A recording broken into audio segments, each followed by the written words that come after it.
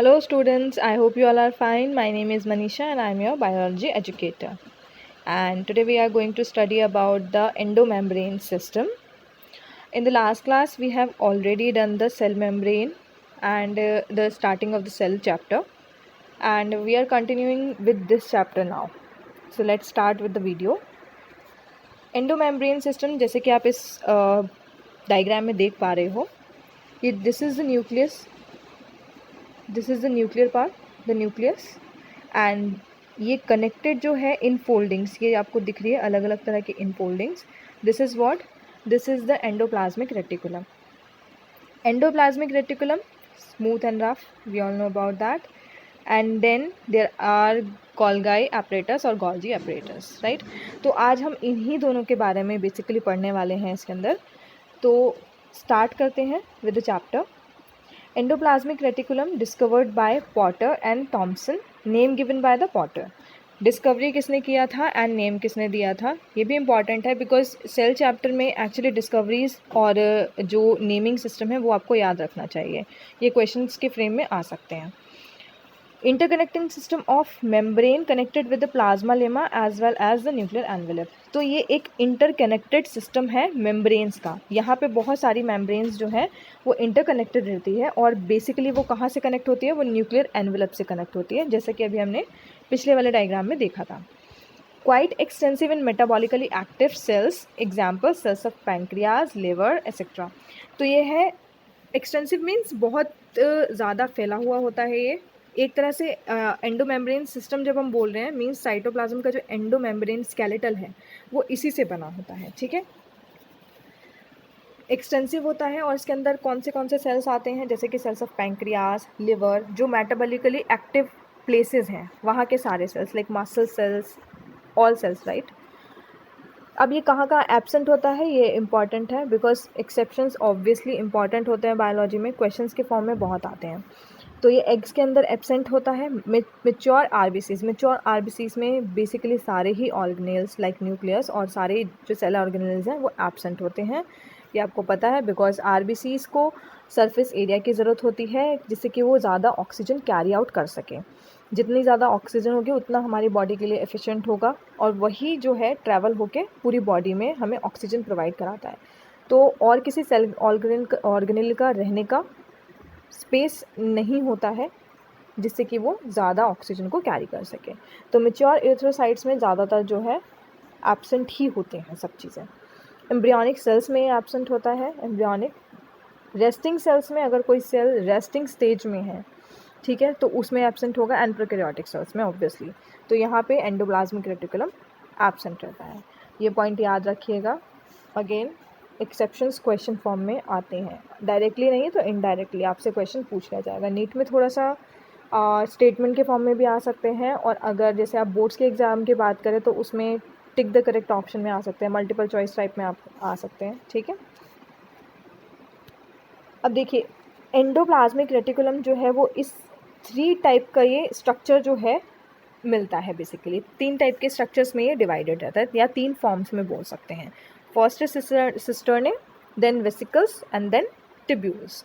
Cisternae क्या होता है, ये सैक लाइक स्ट्रक्चर होते हैं. इस तरह से लैमेले बने होते हैं, लंबी लंबी रॉड टाइप स्ट्रक्चर होते हैं जो कि पैरेलली अरेंज होते हैं.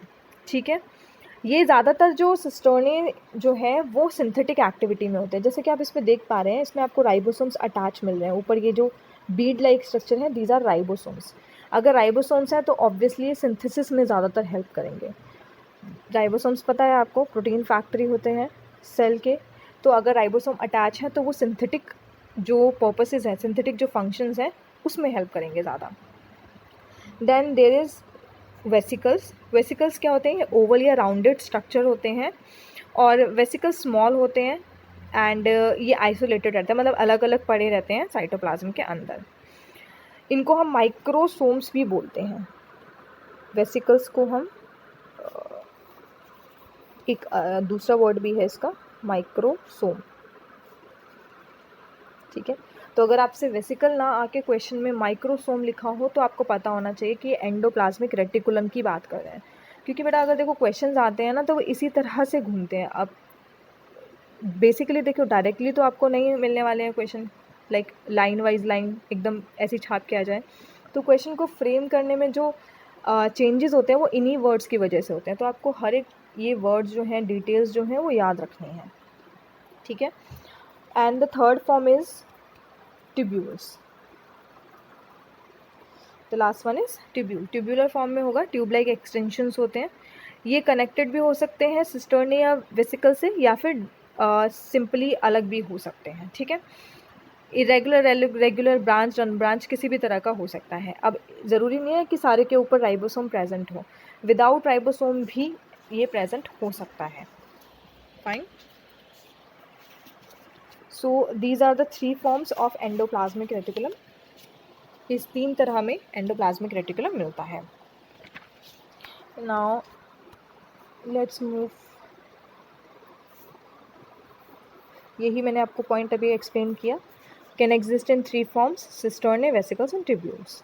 2 तरह के हमारे पास एंडोप्लाज्मिक रेटिकुलम होते हैं। एक तो स्मूथ एंडोप्लाज्मिक रेटिकुलम जिसे हम SER बोलते हैं, and then there is rough endoplasmic reticulum, RER। अब स्मूथ और आर का क्या डिफरेंस होता है? जिस पे राइबोसोमल सरफेस, जो सरफेस है एंडोप्लाज्मिक रेटिकुलम की, जिस पे राइबोसोम प्रेजेंट होंगे उसे हम रफ बोलेंगे, बिकॉज रफ वो इसी की वजह से होते हैं क्योंकि उनके ऊपर राइबोसोम्स प्रेजेंट होते हैं, राइट। तो जिसके ऊपर सरफेस के ऊपर राइबोसोम्स अटैच हैं, चिपके हुए हैं, उनको हम RER बोलेंगे। और जिस एंडोप्लाज्मिक रेटिकुलम के ऊपर राइबोसोम्स प्रेजेंट नहीं है उसको हम स्मूथ। ऑब्वियसली अगर आप ये बीड्स हटा दोगे इसके ऊपर से तो इसकी सरफेस जो है वो स्मूथ हो जाएगी, तो इस वजह से इसको स्मूथ एंडोप्लाज्मिक रेटिकुलम बोलते हैं, ठीक है। SER is mostly found in cell engage in the synthesis and storage of glycogen and fat.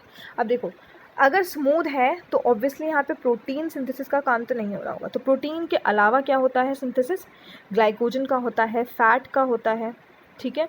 Sterols हो गए, ग्लाइकोजन स्टोरिंग लिवर सेल्स हो गए, interstitial cells, and there is adrenal cortical cells, adipose cells, muscle cells. ये सारे cell कैसे हैं जिसमें जो कि प्रोटीन सिंथेसिस के अलावा जो सिंथेसिस होते हैं बेसिकली वो स्मूथ एंडोप्लाज्मिक रेटिकुलम के अंदर आते हैं। ये ल्यूकोसाइट्स के अंदर भी मिलते हैं, ठीक है, फाउंड इन ल्यूकोसाइट। तो ल्यूकोसाइट में कौन सा एंडोप्लाज्मिक रेटिकुलम होगा? Smooth endoplasmic reticulum. अब नेक्स्ट पॉइंट है इसमें, RER possesses ribosomes on its surface with the help of glycoprotein ribophorin 1 and ribophorin 2। इसका क्या मतलब है? देखो, अब हम ये बात बोल रहे हैं कि जिसकी सरफेस पे राइबोसोम चिपका हुआ है, अटैच्ड है, उसको हम रफ एंडोप्लाज्मिक रेटिकुलम बोल रहे हैं। तो इस अटैचमेंट के लिए भी कोई ग्लू तो चाहिए होगा ना, तो वो ग्लू का काम कौन करता है? वो है ग्लाइकोप्रोटीन राइबोफोरिन 1 एंड राइबोफोरिन 2। ये इम्पॉर्टेंट है, इसे याद रखिएगा कि अटैचमेंट जो है राइबोसोम का एंडोप्लाज्मिक रेटिकुलम पे वो किसके हेल्प से होता है? वो ग्लाइकोप्रोटीन होती है जिसका नाम होता है राइबोफोरिन 1 एंड राइबोफोरिन 2। और RER हमें पता है mainly responsible for the protein synthesis. Fine.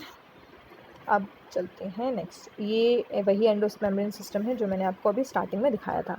इसमें देखिए, आप क्लियरली देख सकते हैं, ये है nucleus and this is nuclear envelope, और न्यूक्लियर एनवेलप से ही कनेक्टेड है ये इनवर्ट फोल्डिंग आपको दिख रही होगी।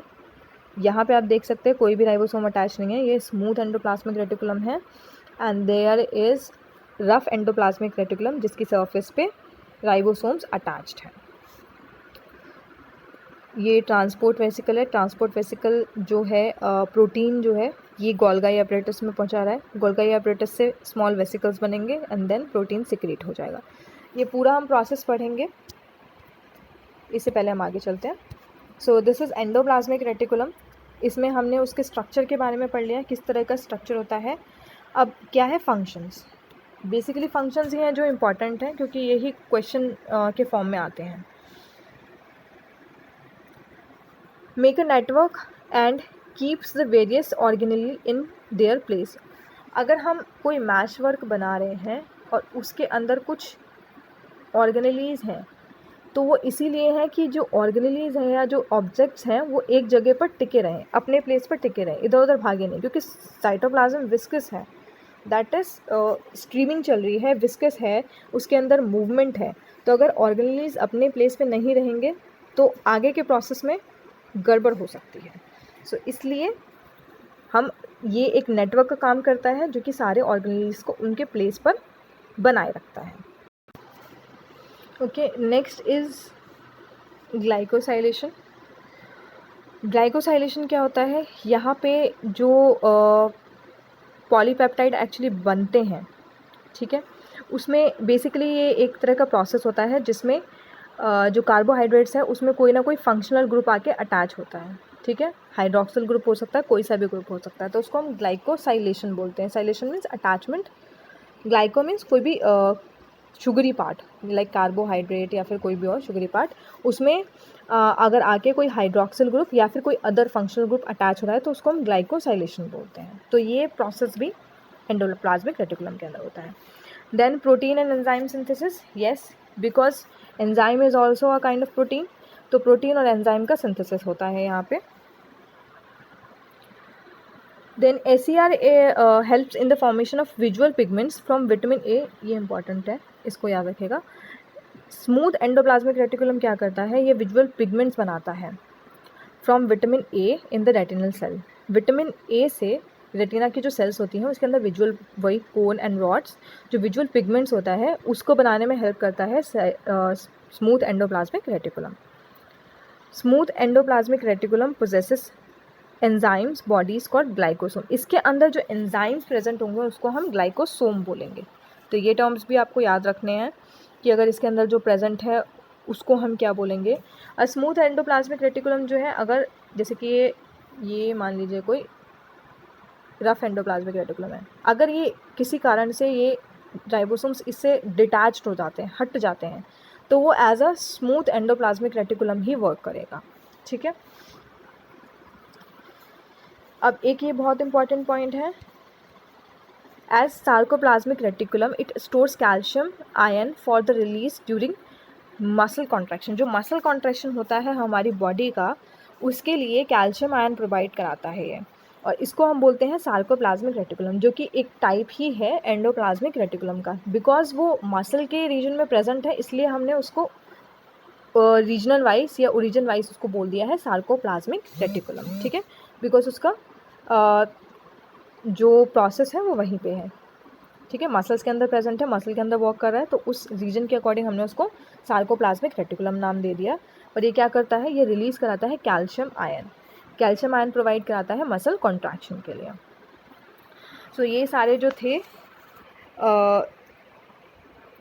बहुत मेन फंक्शंस थे स्मूथ एंड जो हमारे रफ एंडोप्लाज्मिक रेटिकुलम होता है।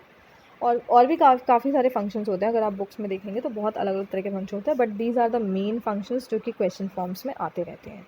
सो you have to remember all these things by point, और एक्चुअली आपको पता भी चल जाएगा, इसमें रटने वाली कोई बात नहीं है। आप समझ सकते हैं कि अगर सिंथेसिस है, प्रोटीन्स हैं, तो कहाँ कहाँ वो जा रहा है, क्या क्या सिंथेसिस कर सकता है।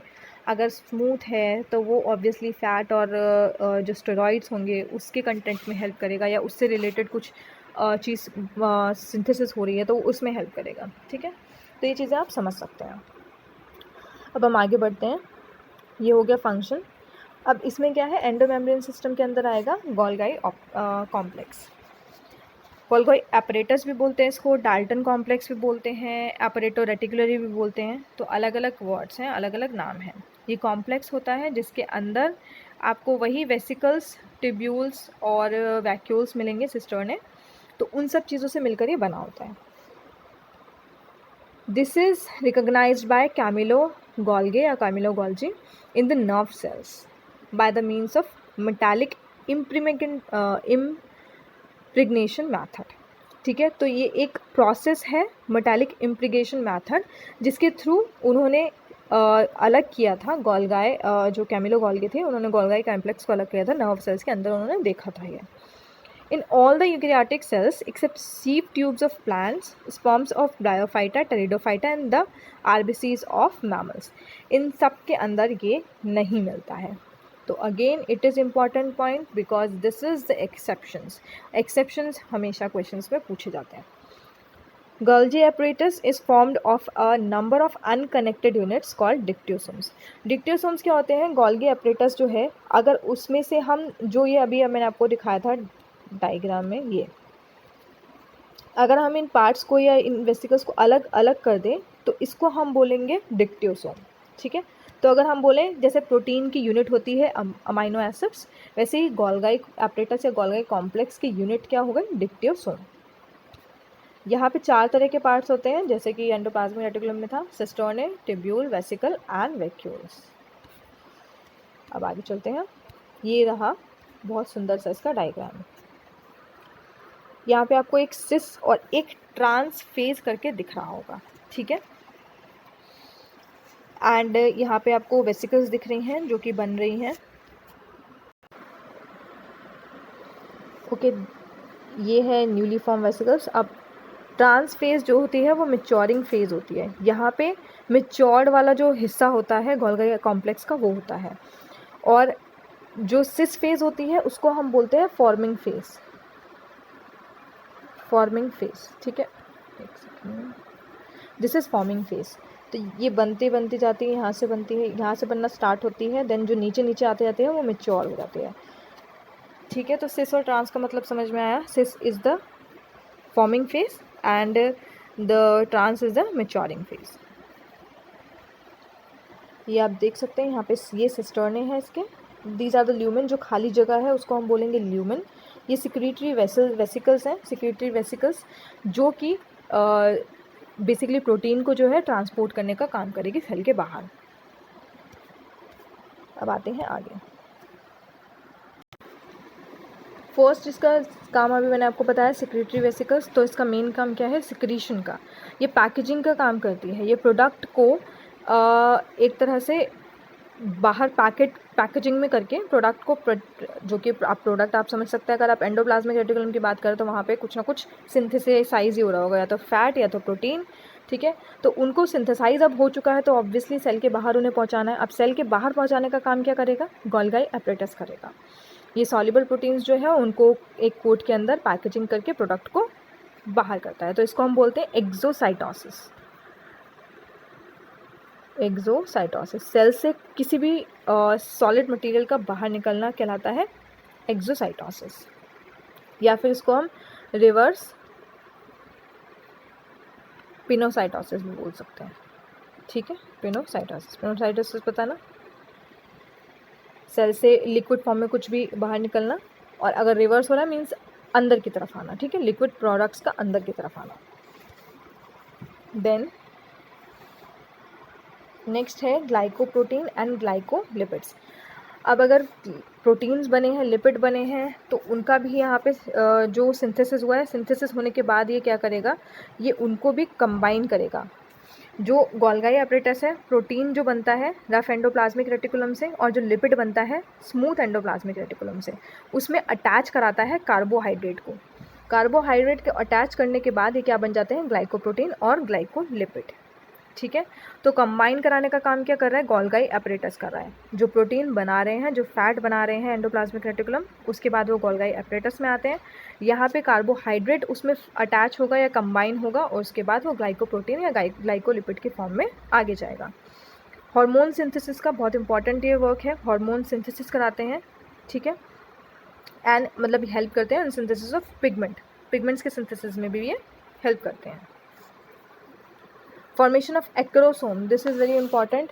जब हम जो स्पर्म फॉर्मेशन है जब आपका भी आएगा, उसके अंदर फर्टिलाइजेशन के टाइम पे जो फर्टिलाइजेशन वाला चैप्टर होगा, गोल्गी कॉम्प्लेक्स जो है वही बनाता है एक्रोसोम, जो टिप वाला पार्ट होता है, ठीक है। जो स्पर्म का टिप वाला पार्ट होता है उसके सिंथेसाइज में ये हेल्प करता है। विटेलोजेनेसिस क्या होता है? योग फॉर्मेशन। जो ऊसाइटिक एनिमल्स होते हैं, ऊसाइट जो होता है एनिमल्स का, उसमें गोल्गी एपरेटस का ये फंक्शन होता है कि वो जो योग है उसके अराउंड में डिपॉजिट होना शुरू हो जाता है, जिसको बोलते हैं विटेलोजेनेसिस। तो ये भी गोल्गी एपरेटस की वजह से होता है। Formation of lysosome and hypotoxins. Lysosomes बनाएगा ये। लाइसोसोम्स भी इसी का पार्ट होते हैं। डाइजेस्टिव एंजाइम्स होते हैं इसके अंदर, ठीक है। ये स्कैवेंजिंग का काम करते हैं। फैगोसिटिक सेल्स होते हैं, ये वो होते हैं, फैगोसिटिक नेचर होता है, ठीक है। जो डेड सेल्स या डेब्रीज या रिमूव डेड सेल्स जितने भी होते हैं सेल के, उनको बाहर निकालने का काम करता है लाइसोसोम। ये भी गोल्गी एपरेटस की हेल्प से ही फॉर्म होते हैं। हाइपोटॉक्सिन्स, निमेटोब्लास्ट होता है। हाइड्रा जो है उसकी सेल्स होती हैं निमेटोब्लास्ट। तो निमेटोब्लास्ट में एक टॉक्सिक सब्सटेंस बोल सकते हैं इसको, एक लिक्विड फॉर्म होता है जिसको बोलते हैं हाइप्नोटॉक्सिन। तो हाइप्नोटॉक्सिन जो है वो भी गोल्गी एपरेटस ही फॉर्म करता है। इम्पॉर्टेंट है, याद रखिएगा। Hypnotoxin, formation of acrosome, vitellogenesis, formation of lysosome. ये बहुत कंसाइज वे में लिखे हुए मैंने, और सारे ही पॉइंट्स बहुत इंपॉर्टेंट हैं। अब हम पढ़ेंगे लाइसोसोम के बारे में। डिस्कवर किसने किया था? क्रिस्टियन डे ड्यूब ने। और इसमें टेक्निक कौन सी थी? Fractionation technique. Small vesicles bounded by single membrane, ये सिंगल मेम्ब्रेन स्ट्रक्चर है, ठीक है। अभी मैंने बताया था आपको हाइड्रोलिटिक एंजाइम्स इसके अंदर प्रेजेंट होते हैं, बहुत सारे हाइड्रोलिटिक एंजाइम्स होते हैं। ये मैंने लिखा भी हुआ है, ये सारे एंजाइम्स होते हैं। एसिड हाइड्रोलेजेस बोलते हैं इनको कंबाइंड करके। इसमें कौन से होते हैं? एसिड फॉस्फेटेज होता है, सल्फेटेज होता है, प्रोटीएजेस, पैप्टिडेजेस, न्यूक्लिएजेस, लाइपेजेस, कार्बोहाइड्रेजेस। एजेस लग गया मीन्स वो एंजाइम हो गया। और कार्बोहाइड्रेजेस है मीन्स किस पे एक्ट करेगा? कार्बोहाइड्रेट पे। एसिड फॉस्फेटेजेस है किस पे एक्ट करेगा? एसिडिक फॉस्फेट्स पे। सल्फेटेजेस है सल्फेट पे करेगा, ठीक है। प्रोटीएजेस है प्रोटीन पे करेगा। तो जो एक्टिंग इनके यूनिट्स होते हैं उन्हीं के अकॉर्डिंग इनके नाम हैं। इसको हम कहते हैं सुसाइडल बैग्स, बिकॉज यहाँ पे सारे जो भी सेल्स हैं या डेड सेल्स हैं, जो सेल्स ख़राब हो चुके हैं या कार्सिनोजेनिक सेल्स हैं, वो सारे यहाँ पे ख़त्म किए जाते हैं या मारे जाते हैं, इसीलिए इसको सुसाइडल बैग कहते हैं। और इसके अंदर बहुत सारे, जैसे कि आप देख ही सकते हैं, आगे वाले टॉपिक में बता दिया, ये पहले वाले पॉइंट में इतने सारे हाइड्रोलिटिक या डाइजेस्टिव एंजाइम्स होते हैं, ठीक है। और ये बहुत कम pH पे, एसिड आप समझ पा रहे हैं, तो 4 to 5 pH पे ये काम करते हैं, बहुत एसिडिक मीडियम में काम करते हैं। तो इसी वजह से इनको हम सुसाइडल बैग्स भी बोलते हैं।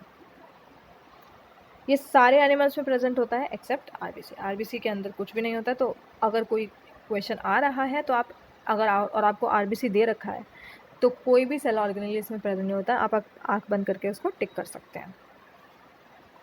फाइन, इतना क्लियर होगा। ये लाइसोसोम का था एक ब्रीफ इंट्रो। ये इस तरह से दिखता है, देखिए।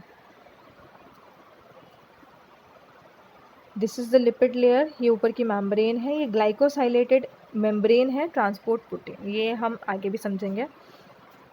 दिस इज़ द प्रोटीन, ये रहे डाइजेस्टिव एंजाइम्स, ठीक है। ये मेम्ब्रेन है लाइसोसोम की, ये डाइजेस्टिव एंजाइम है। दिखने में एक वेसिकल की तरह ही लगता है लाइसोसोम भी, बट इसका काम बहुत इंपॉर्टेंट होता है। तो अब किस तरह से हो सकता है? रफ एंडोप्लाज्मिक रेटिकुलम और स्मूथ एंडोप्लाज्मिक रेटिकुलम, उससे क्या बनेगा? Golgi complex. गोल्गी कॉम्प्लेक्स क्या करेगा? सिक्रीशन में हेल्प करेगा। ये आप जो फ्रंट हमारा डायग्राम था इससे समझ सकते हैं, ठीक है। देखिए इससे क्या बना? Golgi apparatus. गोल्गी एपरेटस जो है वो वेसिकल्स बना के सिक्रीशन में हेल्प करेगा। जो प्राइमरी लाइसोसोम है वो इसी से बनते हैं, प्राइमरी, सेकेंडरी एंड टर्शरी, इस तरह के लाइसोसोम्स होते हैं। प्राइमरी बेसिकली प्राइमरी और सेकेंडरी होते हैं, टर्शरी तो नहीं होते हैं इतने ज़्यादा। वो बन सकते हैं बट या इतने कॉमन नहीं होते हैं। प्राइमरी और सेकेंडरी हमारे पास होते हैं, ठीक है। न्यूली पिंच्ड ऑफ जो होते हैं उनको हम प्राइमरी बोलते हैं लाइसोसोम, एंड जो उसके थोड़े से हो चुके होते हैं, जो ऑलरेडी काम कर रहे होते हैं, उनको सेकेंडरी लाइसोसोम बोलते हैं, जिनके अंदर बेसिकली हाइड्रोलिटिक या डाइजेस्टिव एंजाइम होते हैं, उनको हम सेकेंडरी लाइसोसोम बोलते हैं। और प्राइमरी जो जस्ट बने होते हैं, ये किस तरह के फॉर्म? पिनोसाइटोसिस करते हैं। पिनोसाइटोसिस, जो भी फ्लूइड जो है या लिक्विड जो है वो अगर सेल के अंदर जा रहा है तो। और एक्सोसाइटोसिस, या जो भी हमने पढ़ा था और लाइसोसोम के अंदर, गोल्गी कॉम्प्लेक्स के अंदर एक्सोसाइटोसिस करते हैं। एक्सोसाइटोसिस मतलब सॉलिड जो प्रोडक्ट है उसका सेल मेम्ब्रेन के सेल के बाहर निकलना, ठीक है, सेल में जाना। तो आई होप आप लोगों को क्लियर होगा। एंडोप्लाज्मिक रेटिकुलम भी देन उसके बाद हमने पढ़ा Golgi apparatus, Golgi complex and then lysosome. Lysosome भी पढ़ लिया हमने। ये डायग्राम आप देख सकते हैं, ये देखिए जो मैं अभी प्राइमरी और सेकेंडरी लाइसोसोम की बात कर रही हूँ वो ये है। फाइन, ये सॉलिड पार्टिकल्स जो हैं ये बाहर जाके वेसिकल्स जो है ये जैसी सेल के बाहर जाएगी वो बर्स्ट हो जाएगी और जो भी मटेरियल होगा वो पूरे सेल में डिस्ट्रीब्यूट हो जाएगा। सो आई होप आप लोगों को आज का क्लास पसंद आया हो। पसंद आया है तो please like share and subscribe कीजिएगा और चैनल को ज़्यादा से ज़्यादा शेयर कीजिएगा, जिसको ये वीडियोज़ की नीड है उन तक पहुँचाइएगा। नेक्स्ट क्लास में हम लोग आगे के सेल ऑर्गेनेल्स पढ़ेंगे। तब तक टेक केयर, गुड बाय।